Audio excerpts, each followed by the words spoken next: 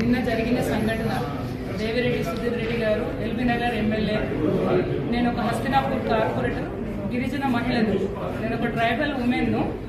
నేను గెలిచినప్పటి నుంచి నాకు నానా విధాలుగా హింసిస్తూ, నన్ను ప్రోటోకాల్గా ఇబ్బంది పెడుతూ, నన్ను ప్రతి అడుగులో నన్ను హింస పెట్టుకుంటూ నన్ను ఇవాళ నిన్న మాట్లాడిండు.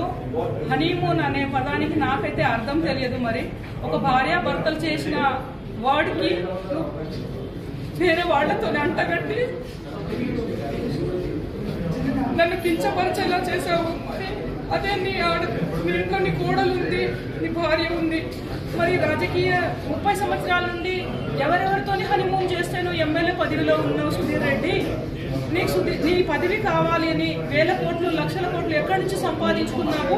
నువ్వు రాజకీయంగా నీ పెళ్ళానికి మీ అమ్మ హనీమూన్ చేస్తేనే కదా నువ్వు వేల కోట్లు సంపాదించినవేమోనని నేను అనుకుంటున్నాను.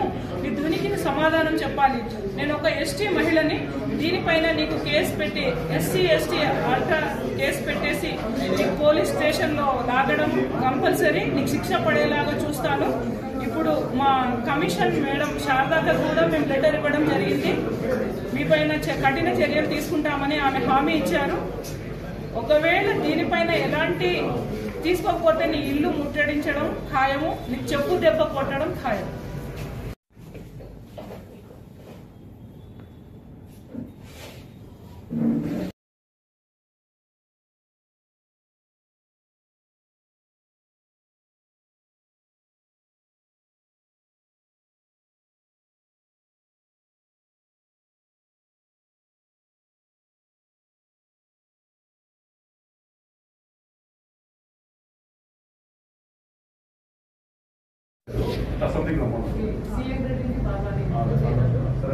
వచ్చేస్తారేమో అయితే మాతో పాటు కొంతమంది లీడర్లు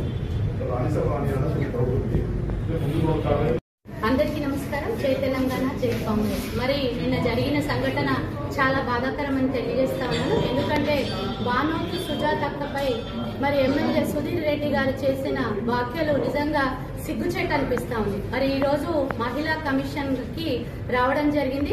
మరి ఎమ్మెల్యే సుధీర్ రెడ్డి గారి పైన కఠిన చర్యలు తీసుకోవాలని కమిషనర్ గారిని నేరెళ్ల శారదక్కని కోరడం జరిగింది. ఎందుకంటే ఇది మొదటిసారి కాదు, ప్రతిసారి కూడా ఆమె పైన మాటల యుద్ధము, అదేవిధంగా చేతల యుద్ధము. మరి నిన్న అందరి ముంగట నిజంగా ఒక బాధ్యతాయుతమైన పోస్ట్ లో ఉండి, మరి సుదీర్ఘ రాజకీయ అనుభవం ఉండి, మరి ఎన్నోసార్లు ఎమ్మెల్యే చేసి, మరి మహిళలంటే గౌరవం ఉండాలి. తెలంగాణ రాష్ట్రంలో మహిళలకు పెద్దపీట వేస్తూ ఉంటే మరి ఈ రోజు అసహనానికి లోనే, ఎంతో బాధకు లోనే, మరి పదవిలో లేరనే బాధతోటి, ఫ్రస్ట్రేషన్ తోటి ఈ రోజు ఒక గిరిజన ఆడబిడ్డకి మరి ఎంతో చేసిన వ్యాఖ్యలు అనేటివి కూడా పూర్తిగా కూడా తెలంగాణ రాష్ట్రంలో యావత్ తెలంగాణ ప్రజలు చూస్తా ఉన్నారు. సో వారిపై కఠిన చర్యలు తీసుకోవాలి, గిరిజన ఆడబిడ్డకు న్యాయం చేయాలని, వారిపై ఎస్సీ ఎస్టీ అట్రాసిటీ కేసు చేయాలని మేము మా సహచర కార్పొరేటర్స్ ఇక్కడికి రావడం జరిగింది. మన అందరికీ కూడా తెలుసు, తెలంగాణ రాష్ట్రంలో కాంగ్రెస్ ప్రభుత్వం వచ్చిన తర్వాత రేవంత్ రెడ్డి గారు